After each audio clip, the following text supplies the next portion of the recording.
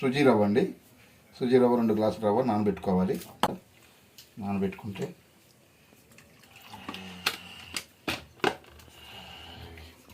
2 గ్లాసులు నానబెట్టుకున్నామండి. అట్లాగే ఇది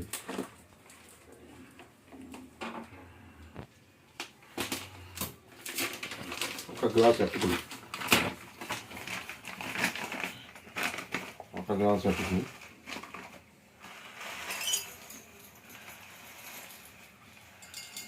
గ్లాసున్నర వేసుకున్నా కూడా బాగుంటుంది, ఏం పర్వాలేదు. ఎందుకంటే 2 గ్లాసులు రవ్వ వేసాం కాబట్టి గ్లాసున్నర. ఇది మీకు మినపప్పు బియ్యం పిండి ఏమీ లేకుండా ఇది కూడా నానబెట్టుకుందామండి. ఇది కూడా నానబెట్టుకుందాం. ఇది కూడా నానబెట్టుకుందాం.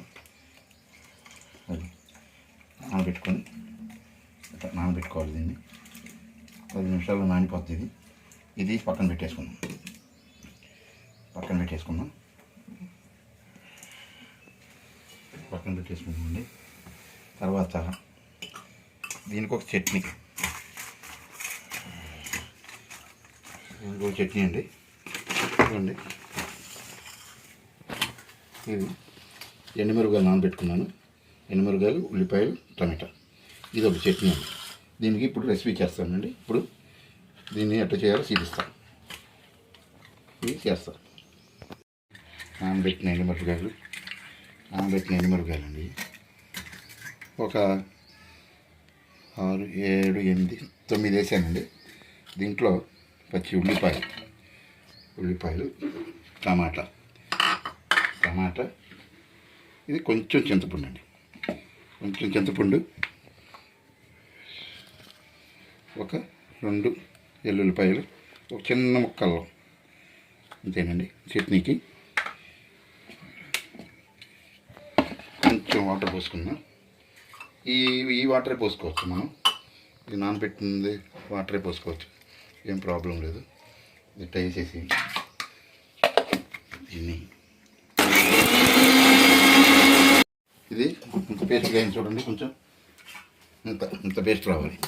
ఈ కండెన్స్ అంతా రావాలి. బాగుంటుంది, చాలా బాగుంటుంది, టేస్ట్గా ఉంటుంది. దీన్ని ఇప్పుడు తాలింపు పెట్టుకుందాం. దీన్ని తాలింపు పెట్టుకోవాలి. తాలింపు కావాల్సిన కడాయి పెట్టుకుందాం.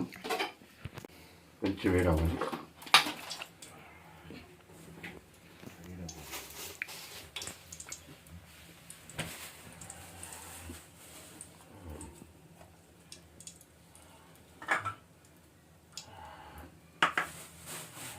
వేడుతుందండి.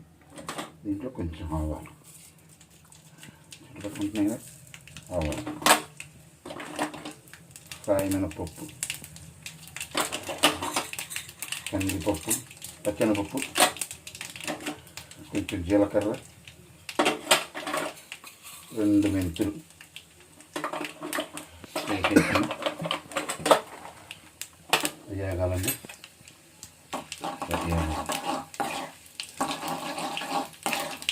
వేగాలండి. 2 ఎండుమిరపకాయలు, 1 ఎండుమిరపకాయని 3గా వేసేసుకోవాలి. ఇది కరివేపాకు. దీంట్లో సాల్ట్ కూడా వేసుకోవాలండి. కొంచెం నేను సాల్ట్ వేస్తాను. అయిపోయిందా?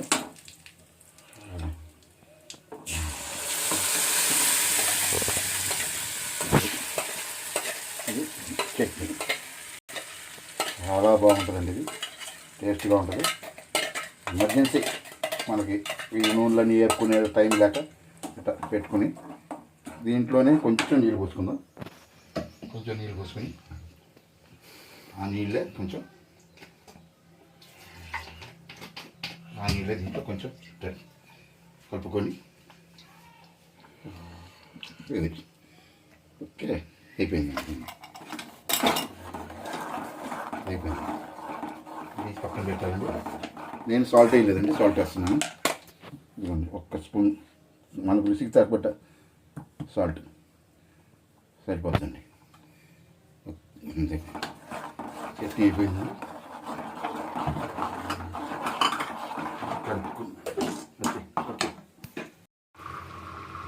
దీన్ని తీసేద్దాం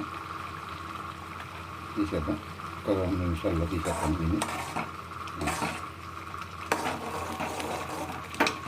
చేసేద్దాం. పక్కన పెట్టేద్దాం. ఇది పక్కన పెట్టేసుకుని ఇట్లా పిండుకుని వేసుకోవాలండి. దీన్ని 2 నిమిషాలు అయిపోద్ది. ఉట్టినే పిండుకుని వేసుకుంటే నీళ్ళు ఎక్కువ వేయకూడదండి, ఎందుకంటే మనం పెరుగు వేస్తాం. మళ్ళీ పెరుగు సాల్ట్ వేస్తాం కాబట్టి ఇదిగోండి పిండుకోవాలి బాగా. అప్పుడు మీకు చాలా బాగా వస్తుంది. సుజీ రవ్వ అటుకులతో దోశ అండి.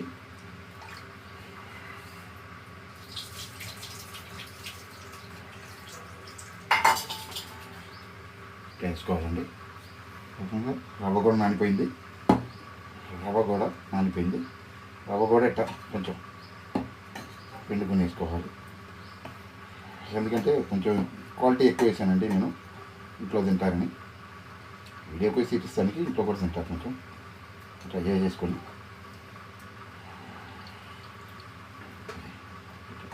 దీన్ని బాగా వేసేసుకోండి. మొత్తం పిండి వేసేసుకొని మీకు కావాలంటే నిమ్మకాయ కూడా వేసుకోవచ్చు. ఇది వేసుకుంటే కొంచెం టేస్ట్గా ఉంటుంది, చాలా బాగుంటుంది. ఇది అందరూ వేసే ఉంటారు, కొంచెం దీంట్లో వేస్తే ఇంకా బాగుంటుంది. దీంట్లో ఉల్లిపాయ కూడా కట్ చేసి వేసుకోవచ్చండి, బాగుంటుంది. ఇది మిక్సీ పెట్టేసుకుందాం. కొంచెం ఉప్పు వేసుకుందాం, సాల్ట్ వేసుకున్నాం. మనకు కావాల్సినంత సాల్ట్ వేసుకున్నాం. కొంచెం నేను కలిపి వేయలేదండి, మామూలుగా సాల్ట్ వేస్తున్నాను వీడియో పెట్టాలని. చూడండి ఎట్లా ఉందో, ఎంత బాగా వచ్చిందో పిండి. మనకి మినపప్పు లేకుండా సూపర్గా ఉంటుందండి. మీరు బాగా వస్తుంది ఇది. చూడండి చూడండి, ఈ కండిషన్లో ఉంటే మనకి దోశ నైస్గా వస్తుంది. ఇవ్వండి, మరీ పలసగా వేసుకోమండి.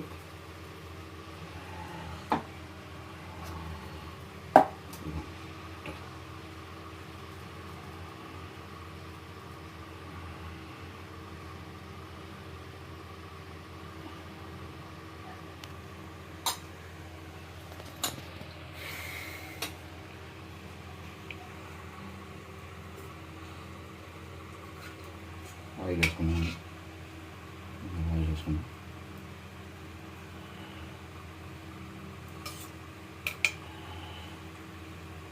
వేసుకున్నాం. ఆయిల్ వేసుకొని ఇట్లా ఉల్లిపాయలు కలుపుకోండి. పిల్లలకైతే పచ్చిమిర్చి వేయొద్దండి, పెద్దవాళ్ళు అయితే వేసుకోవచ్చు. ఉల్లిపాయ పచ్చిమిర్చి, చిన్నపిల్లలకు పెట్టకూడదు. పచ్చిమిరపకాయలు కారం అంటారు కదా, అందుకోసం దీన్ని కొంచెం హై ఫ్లేమ్లో పెట్టుకొని, కొంచెం హై ఫ్లేమ్లో పెట్టి ఇప్పుడు స్లో ఫ్లేమ్లో పెట్టాలి, మీడియం ఫ్లేమ్లో. మళ్ళీ కొంచెం ఒక చుక్క ఆయిల్ వేసుకుంటాం. మళ్ళీ ఆయిల్ వేసుకుంటాం. ఇంకా చూసారా,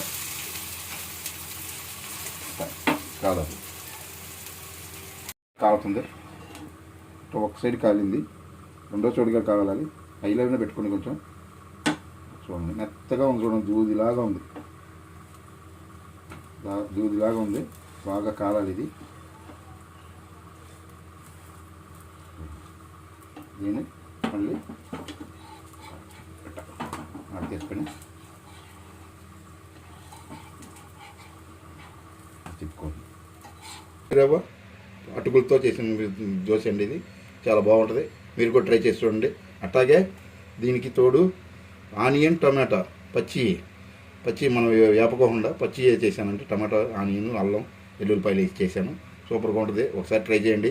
మీకు కానీ ఈ రెసిపీ నచ్చినట్టయితే లైక్ చేయండి, షేర్ చేయండి, సబ్స్క్రైబ్ చేయండి, కమెంట్ చేయండి. Thank you.